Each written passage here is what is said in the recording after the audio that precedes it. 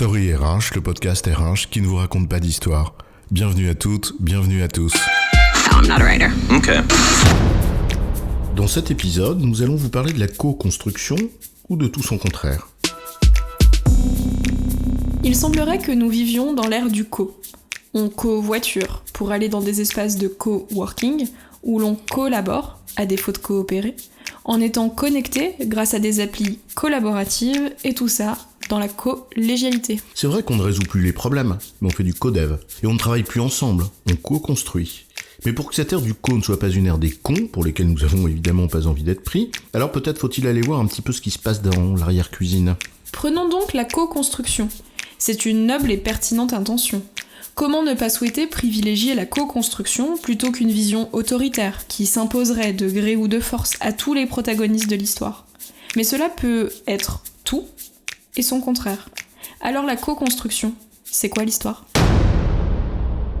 Commençons par noter que c'est un terme qu'on utilise beaucoup, mais dont on ne trouvera finalement pas vraiment de définition acceptée de toutes et tous. Alors chacun y va de ses propres mots. Par exemple, dans le cadre de politiques publiques, plus participatives, il s'agirait, je cite, d'un processus institué de participation ouverte et organisée d'une pluralité d'acteurs à l'élaboration, à la mise en œuvre, au suivi et à l'évaluation de l'action publique. Oups. En vérité, c'est bien un processus qui vise à trouver, in fine, un compromis entre les protagonistes. C'est ce que dit le sociologue Michel Faudria. Je cite, là encore, « L'accord traduit un compromis sur lequel ces acteurs s'entendent et se reconnaissent. » Alors prenons les choses du bon côté. Chacun comprendra aisément qu'à plusieurs, on est moins con que tout seul, non ? La co-construction s'appuie sur cette idée simple, dans la tradition de l'intelligence collective ou de la cross-fertilisation. En d'autres termes, à plusieurs, on s'enrichit mutuellement, donc on enrichit la représentation que l'on a d'un sujet, et on finit par se mettre d'accord. La co-construction, c'est finalement toutes les démarches qu'on mettra en place avec des protagonistes dont les points de vue, et surtout les intérêts, sont potentiellement divergents, pour qu'ils échangent entre eux et construisent ensemble une représentation commune, une façon de voir qui va être partagée et acceptée. Oui, et ce type de démarche est plus ou moins encadré ou formalisé. Il en va par exemple du co-développement, avec une méthode qui est bien définie, avec des rôles attribués, etc.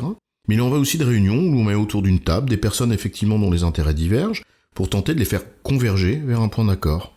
Exprimer ainsi, réaliser de cette manière, avec cette intention d'enrichissement mutuel qui contribue à forger un point de vue commun, la co-construction est alors bien plus efficace que de tenter d'imposer ses vues aux autres de façon dictatoriale, ce qui tôt ou tard conduit d'ailleurs au rejet dès lors que chacun et chacune rentre dans ses pénates. Super, alors tout est parfait dans le meilleur des mondes. Mais il y a aussi celles et ceux qui avancent masqués. La co-construction est parfois, aux yeux de certains et de certaines, un bon moyen d'imposer leur propre point de vue, sans que les autres parties puissent s'y opposer vraiment, puisqu'elles l'ont co-construit. Ça me rappelle cette blague d'un frère jésuite qui est à table avec un collègue d'une autre confrérie religieuse. Le serveur arrive avec un plat dans lequel il y a un morceau de poulet magnifique, croquant, craquant, comme dirait l'autre, appétissant à souhait, et un autre, tout petit, tout cramé, desséché, tout moche. Lorsque le serveur présente le plat au frère jésuite, celui-ci s'empresse de se servir et prend, sans sourciller, le beau et bon morceau de poulet croustillant. Son convive est évidemment un peu choqué et marque son agacement devant tant de goujaterie et si peu d'élégance et de respect de l'autre. Alors le jésuite le regarde et lui dit « Mon frère, si on vous avait proposé le plat en premier, quel morceau auriez-vous pris ?» L'autre lui répond « Bah, le petit, évidemment. » Alors le jésuite lui répond alors « Bah alors, de quoi vous plaignez-vous » Donc ce que tu veux dire, c'est que finalement parfois la co-construction s'apparente à ça. Donner l'illusion de l'échange, du participatif, pour arriver à imposer insidieusement sa propre vision, en donnant l'impression aux autres qu'ils l'ont construite eux-mêmes.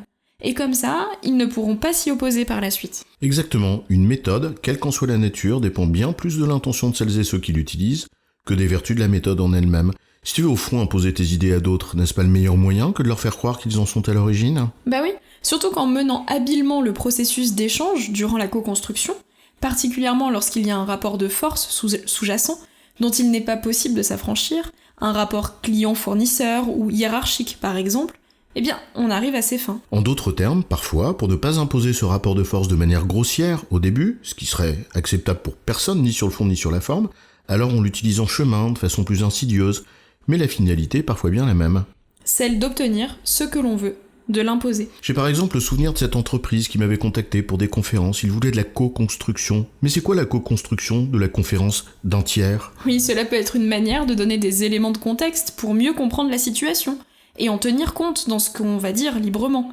Et c'est pertinent d'envisager une forme d'immersion culturelle pour ne pas être hors sol lors de cette conférence. Oui, mais parfois c'est aussi mieux contrôler ce qui va être dit pour veiller à ce que le propos tenu soit conforme à une pensée que l'on souhaite voir répétée plutôt qu'enrichie.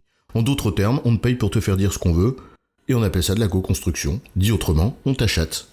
En résumé, la co-construction, c'est une démarche qui vise à ce que des protagonistes échangent ensemble pour se faire une représentation commune et partagée d'un sujet ou d'une réalité. Mais au contraire, cela peut être aussi, parfois, une manière dissimulée, manipulatrice et habile d'imposer sa propre vue aux autres en jouant des rapports de force en cours d'échange. Une chose donc, et son contraire. J'ai bon, chef ? Oui, tu as bon, mais on ne va pas en faire toute une histoire.